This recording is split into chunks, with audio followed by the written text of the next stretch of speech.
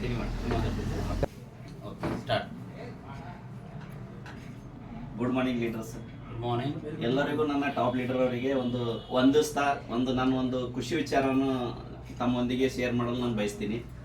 ಅಂದರೆ ನಾನು ನನ್ನದೇ ಆದ ಒಂದು ಫ್ಯಾಮಿಲಿ ಜೊತೆ, ನನ್ನದೇ ಆದ ಒಂದು ಟೇಲರಿಂಗ್ ಕೆಲಸದ ಜೊತೆ ಅಥವಾ ಒಂದು ಏರ್ಟೆಲ್ ಟವರ್ ಮೇಂಟೆನೆನ್ಸ್ ಆಫೀಸಲ್ಲಿ ಕೆಲಸ ಮಾಡೋದ್ರ ಜೊತೆನೆ ನಾನು ಅದರಲ್ಲೇ ಇನ್ವಾಲ್ವ್ ಆಗಿದ್ದೆ.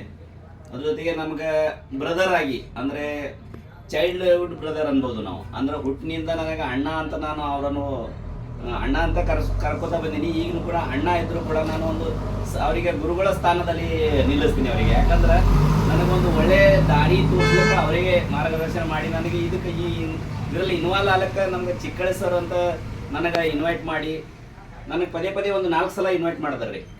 ಫಸ್ಟ್ ಟೈಮ್ ಇನ್ವೈಟ್ ಮಾಡಿದ್ರು, ಸೆಕೆಂಡ್ ಟೈಮ್ ಇನ್ವೈಟ್ ಮಾಡಿದ್ರು, ಥರ್ಡ್ ಟೈಮ್ ಇನ್ವೈಟ್ ಮಾಡಿದ್ರು. 3 ಸಲನೂ ನನಗೆ ಟೈಮ್ ಸಿಗಲಿಲ್ಲ. ನನ್ನದೇ ಆದ ಯಾವುದೋ ಒಂದು ಫ್ಯಾಮಿಲಿ ಶೆಡ್ಯೂಲ್ ಇರ್ಬೋದು ಅಥವಾ ಯಾವುದೋ ಒಂದು ಅಡಚಣೆಯಿಂದ ನಾನು ಹೋಗಿರಲಿಲ್ಲ. ಆದರೆ 4ನೇ ಸಲನೂ ಕೂಡ, ಅಂದ್ರೆ ಪ್ರತಿ ವಾರ 1, 2, 3, 4 ಅಂತ 4ನೇ ವಾರನೂ ಅವ್ರು ನನಗೆ ಕಾಲ್ ಮಾಡಿದ್ರು.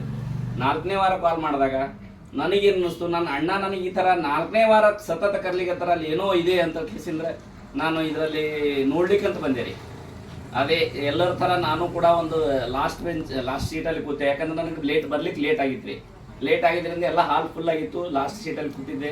ಕೂತು ಪ್ರೋಗ್ರಾಮ್ ನೋಡಿದೆ ರೀ. ಪ್ರೋಗ್ರಾಮ್ ತುಂಬ ಅದ್ಭುತ. ನಾನು ಕೂಡ ಎಲ್ಲ ರೀತಿ ಬೇರೆ ಬೇರೆ ಇದರಲ್ಲಿ ಇನ್ವಾಲ್ವ್ ಆಗಿ ಮಾಡಿದ್ದೆ, ಬಟ್ ಯಾವುದೂ ಸಕ್ಸಸ್ ಆಗಿರಲಿಲ್ಲ. ಬಟ್ ಇದು ಏನು MI ಲೈಫ್ ಸ್ಟೈಲಲ್ಲಿ ನನಗೆ ತುಂಬ ಒಳ್ಳೆ ಇದು ಪ್ಲ್ಯಾನು ಒಳ್ಳೆಯದನ್ನಿಸ್ತು. ಮತ್ತು ಯಾವುದೇ ರೀತಿ ದುಡ್ಡು ಇನ್ವೆಸ್ಟ್ ಮಾಡೋದು ಇಲ್ಲ. ನಮಗೇನು ಬೇಕಾಗಿದ್ದಂಥ ಸಾಮಾನುಗಳು ಅನ್ಬೋದು, ಅಥವಾ ನಮಗೆ ಹೆಲ್ತ್ ರಿಲೇಟೆಡ್ ಅನ್ಬೋದು, ಅಥವಾ ಅಗ್ರಿಕಲ್ಚರ್ ರಿಲೇಟೆಡ್ ಅನ್ಬೋದು, ಎಲ್ಲ ನಾವು ಪರ್ಚೇಸ್ ಮಾಡೋ ಮುಖಾಂತರ, ನಮ್ಮ ದುಡ್ಡನ್ನು ನಾವು ಪರ್ಚೇಸ್ ಮಾಡೋ ಮುಖಾಂತರ ನಮಗೊಂದು ID ಸಿಗುತ್ತೆ ಕಂಪನಿಲಿಂದ.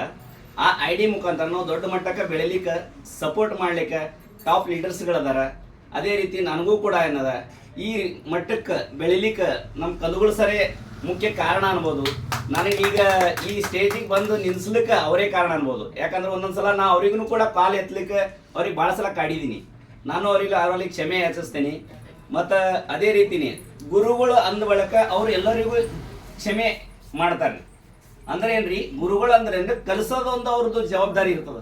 ಆ ಜವಾಬ್ದಾರಿ ಅವ್ರ ಮ್ಯಾಗದ. ಅದಕ್ಕೆ ನನಗೆ ಅದೇ ಜವಾಬ್ದಾರಿ ಪೂರ್ತಿ ತಗೊಂಡು ನನಗೆ ಈ ಮಟ್ಟಕ್ಕೆ ಸ್ಟೇಜಿಗೆ ತಂದು ನಿಲ್ಸ್ಯಾರ್ರಿ. ಇದೇ ರೀತಿ ನಾ ಅವ್ರಿಗೆ ಇಷ್ಟು ದಿವಸ ನಾ ಅವ್ರಿಗೆ ಸಪೋರ್ಟ್ ಕೊಟ್ಟಿರಲಿಲ್ಲ. ಬಟ್ ಇನ್ನು ಮುಂದೆ ನಾ ಅವ್ರಿಗೆ ಸಪೋರ್ಟ್ ಕೊಟ್ಟು ಅವರಿಗೂ ಕೂಡ ಇನ್ನೂ ದೊಡ್ಡ ಮಟ್ಟಕ್ಕೆ ಬೆಳೀಲಿಕ್ಕೆ ಅವ್ರ ಕಡೆಯಿಂದ ನಾಲೆಜ್ ತಗೊಂಡು ನಾನು ಕೂಡ ದೊಡ್ಡ ಮಟ್ಟಕ್ಕೆ ಬೆಳಿತೀನಿ ಅಂತ ಎಲ್ಲ ನನ್ನ ಟಾಪ್ ಲೀಡರ್ಸ್ ಎದುರಿಗೆ ಎಲ್ಲರಿಗೂ ಮತ್ತೊಮ್ಮೆ ವಂದಿಸ್ತಾ ನಾನು 2 ಮಾತುಗಳನ್ನು ಮುಗಿಸ್ತೇನೆ.